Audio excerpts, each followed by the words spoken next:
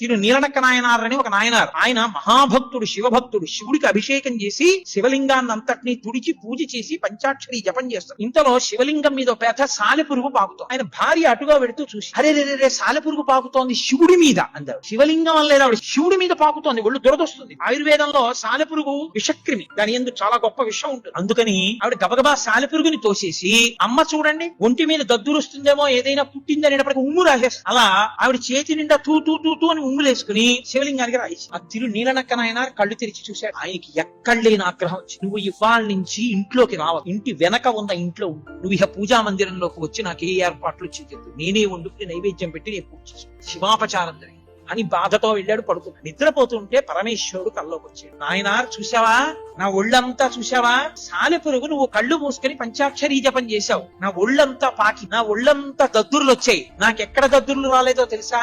ఎక్కడ నీ భార్య శివలింగం శివుడే అని నమ్మి, శివుడి మీదే సాలెపురుగు పాకుతోందని నమ్మి, శివుడికి దద్దురెక్కుతుందని భావించి సాలెపురుగుని తీసి ఉమ్ము రాసేసిందో భక్తి ఉన్మాదంలో అక్కడ దద్దురెక్కలేదు, మిగిలినవన్నీ దద్దుర్లెక్కే. నీకు కష్టం అనిపించింది, నాకు ఆవిడ భక్తి కనపడింది, భార్య కాళ్ళ మీద పడి తీసుకురావాలి. శివుడికి క్షమాపణ చెప్పి తిరు నీలనక్క నాయనార్ భార్య కాళ్ళ మీద పడి ఇంట్లోకి తీసుకురా. ఆయనకి కావలసింది ప్రేమ ఉంటే ఉపచారంతో సంబంధం లేదు. ఉపచారాలు ఇన్ని చేసి ప్రేమ లేకపోతే ఆయనకు